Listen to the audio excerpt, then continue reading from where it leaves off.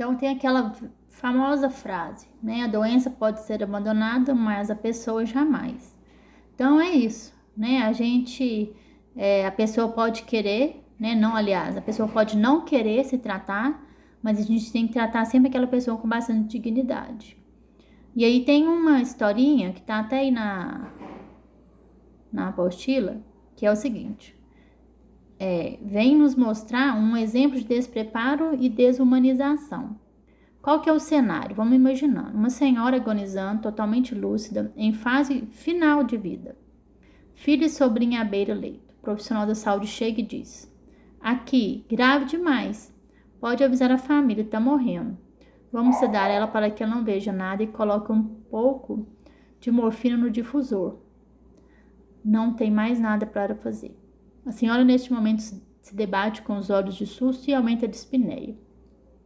A necessidade de aplicação de cuidados paliativos é urgente. Precisamos utilizar a compaixão como ferramenta de trabalho, sempre. O que é compaixão? Não é a gente ter dó. É a gente fazer tudo aquilo que é possível. Né? É o ser humano ver o ser humano enquanto pessoa. Nunca abandonar jamais essa pessoa.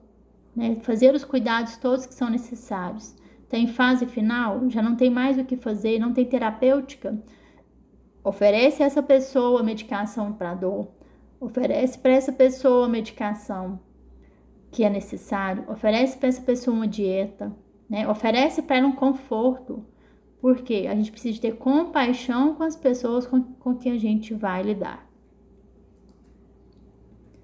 E aí a gente muda totalmente de assunto, mas que é extremamente importante, que é uma padronização. Né? Quando a gente fala de padronização na enfermagem, a gente fala que o conceito é uma unificação dos procedimentos no tratamento do indivíduo, segundo modelos aceitos por um grupo. Então, o que é uma padronização? São procedimentos que todo mundo faz igual, né? A partir de quê? De um modelo que foi aceito por um grupo de pessoas estudiosas, que têm habilidades, né? Que já têm experiência, e viu que isso tudo, né? Esse conjunto de procedimentos, ele era garantia da qualidade do serviço. E os princípios dessa padronização é o quê? É o consenso, ou seja, chega-se, né, depois de várias discussões, chega-se ao consenso que ele é válido. Ele tem que ser, essa padronização tem que ter uma flexibilidade, né, não é uma coisa fechada, é assim, ponto final, não. Cada um faz de um jeito, porém os mesmos procedimentos. Da mesma forma, o resultado final tem que ser os mesmos.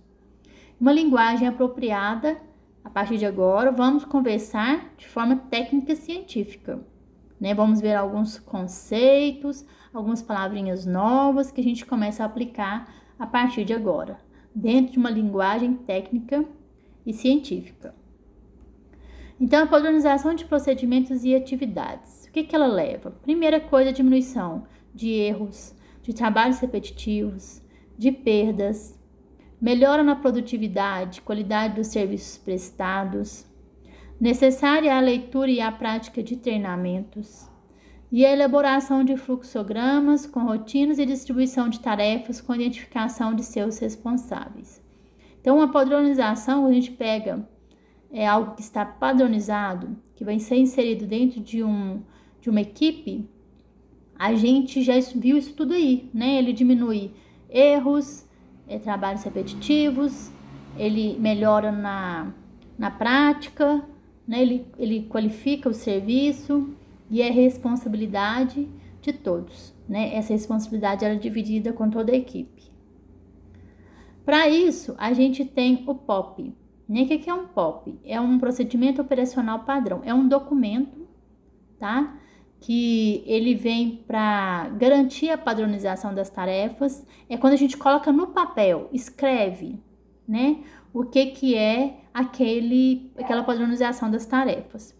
Então, para tudo tem POP. Então, para a gente lavar as mãos, tem POP. Para a gente aspirar uma medicação, tem POP. Para a gente dar um banho de cadeira, tem POP. Para a gente dar um banho de leite, tem POP. Para passar uma sonda, tem POP, né? São padronizações que todo mundo tem que fazer igual, certo? É pra gente melhorar, para a gente garantir que esse procedimento seja feito com qualidade e sempre livre de danos, certo? Então, a primeira atividade está aí, ó.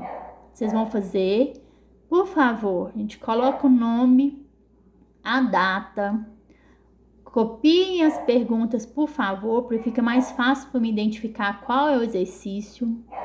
E façam para mim essas duas perguntas aí, ó. Faça uma pesquisa na literatura procurando responder as seguintes questões: o que deve conter em um POP? Quem elabora o POP? E a segunda é: busque na literatura ou no serviço de saúde um exemplo de POP. E na próxima aula a gente vai discutir melhor o que é um POP.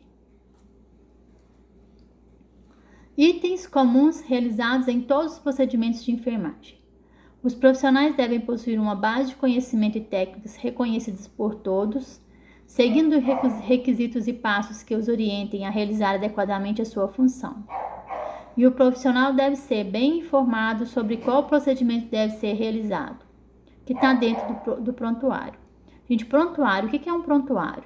É a história daquele paciente no papel, né? Então, a gente tem a parte médica, a gente tem a parte que é da internação, que são os dados desse paciente, qual o nome, idade, o sexo, aonde mora, telefone de contato, essa parte da internação. A segunda parte, geralmente, é a história desse paciente, né? Que é feita tanto pela enfermagem quanto pelo médico.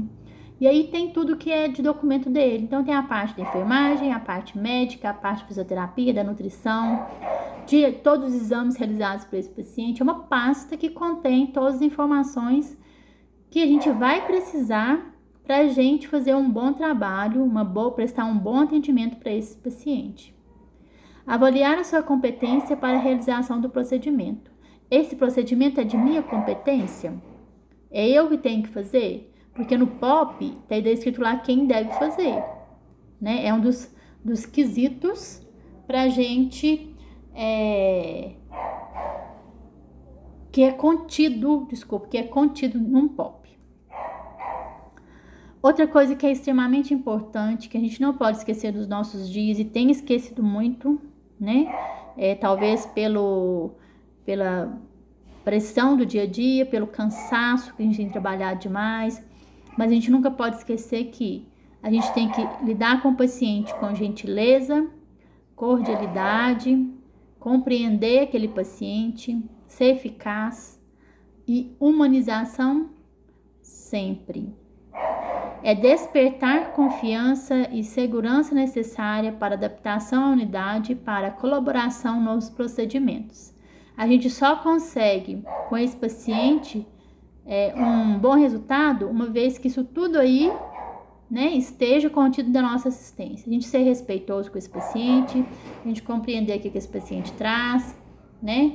A gente ser cordial com ele, olho no olho, né, educado, um tom de voz que ele vai entender, ser profissional, certo? Outra coisa muito importante, a gente ser sigiloso,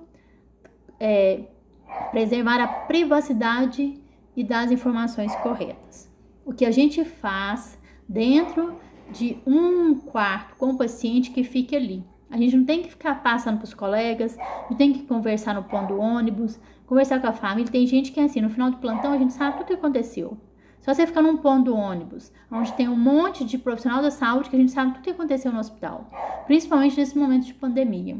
Isso é proibido, né? É sigiloso. Que é do paciente.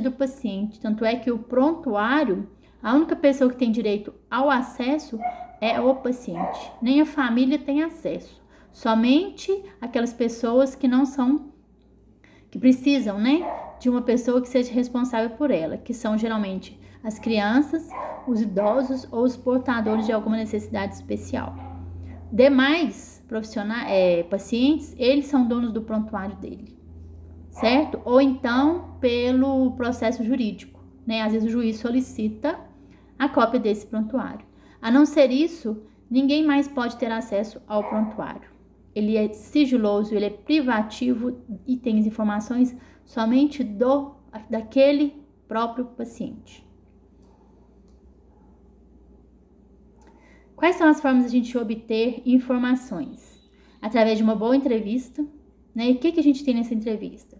Primeira coisa, a gente tem que saber o motivo que levou ele a buscar aquele atendimento, quais são os hábitos de vida e história desse paciente, a história da doença atual, se teve essa doença anteriores ou outras, hereditariedade, se tem algum parente que tem a mesma doença. Os exames físicos, que é o que? A avaliação minuciosa de todas as partes do corpo e da verificação de sinais vitais, SSV, sinais vitais e outras medidas como peso e altura, principalmente quando interfere a parte de nutricional. E a comunicação não verbal, gente, é muito importante. O olho no olho, o tom de voz, a postura, né? Dependendo do jeito que o paciente nos olha, a gente sabe se ele está sentindo dor, da postura como ele se encaixa, né? Com o tom de voz que ele tem. Isso tudo identifica muita coisa pra gente, né? Durante essas informações, e essas informações todas têm que ser muito bem descritas no prontuário. Qualquer informação é importante, tá? A gente não pode menosprezar nenhuma informação que o paciente nos dá.